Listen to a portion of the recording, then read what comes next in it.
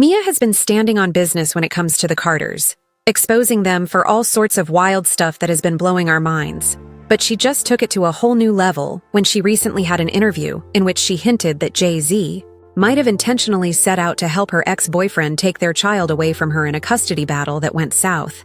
You know, M.I.A is still not taking her foot off Beyonce and Jay-Z's necks because she is still out there spilling some of the hottest tea on them and how they ruin her career. It's obvious that there is no love loss between M.I.A and the Carters at this point because she has been dragging them for dirt. I know that Jay-Z and Beyonce have been accused of many shady things in the past, but stealing a child from his mother might be the lowest of lows. How exactly did this happen?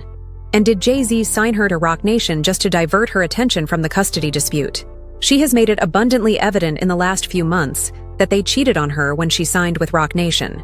She stated, among other things, that Beyonce took credit for work that should have been hers because she stole her credit, and that it was artists like her, not Beyonce, as everyone thinks. She further asserted that Beyonce reportedly coerced other famous people into worshipping her. But I find it difficult that when people make it, they always can turn around and thank Beyonce, because that's it. And enough is enough.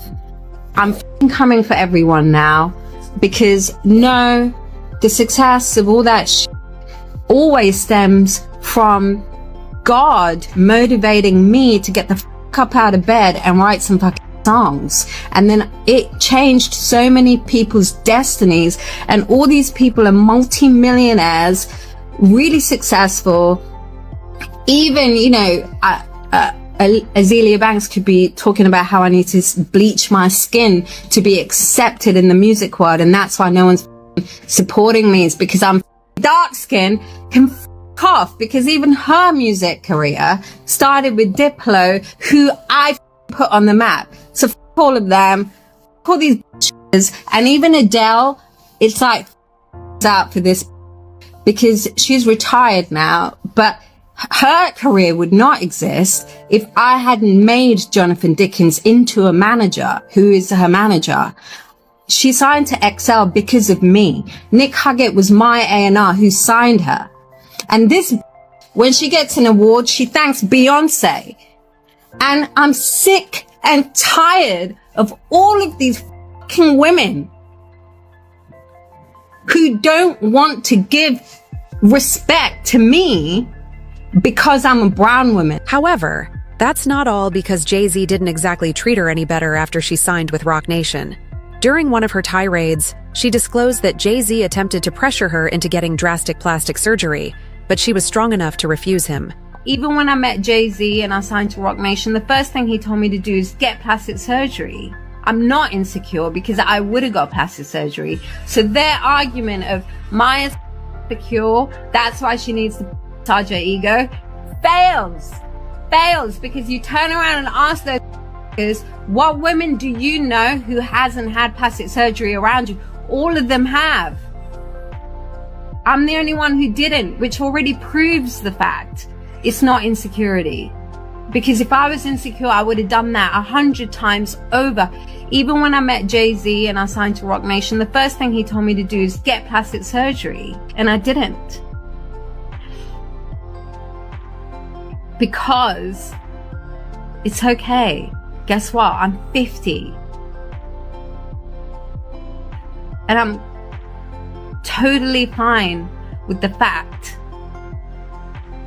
I am, because yeah, I took off when I was 30, because it took 10 more years than any other, because I was the first and I was the new, and I was like making something interesting happen that wasn't happening before. In a recent interview, she disclosed that she had joined Roc Nation during the height of her custody dispute, which is quite unpleasant, but not nearly as ugly as the new allegations she is making about Jay-Z helping her baby daddy deceive her into losing custody of her child. Well, there was a moment when I signed with Roc Nation, was, you know, I went into the custody battle zone, and things, got difficult. I think that album should have been better than it was, and it wasn't. And I think that's when I discovered how sort of connected everything was. Fans are certain that there is more to the narrative than we currently understand, even if it may appear benign at first. It kind of begs the question, why on earth would Roc Nation sign her when she's going up against one of the most powerful families in the country? Labels don't usually sign artists who have personal drama going on, especially when that drama has the potential to become a major scandal, as we've seen time and time again. Mia's ex is a member of the Bronfman family, and if you know the family, you know that they are extremely powerful and well-connected.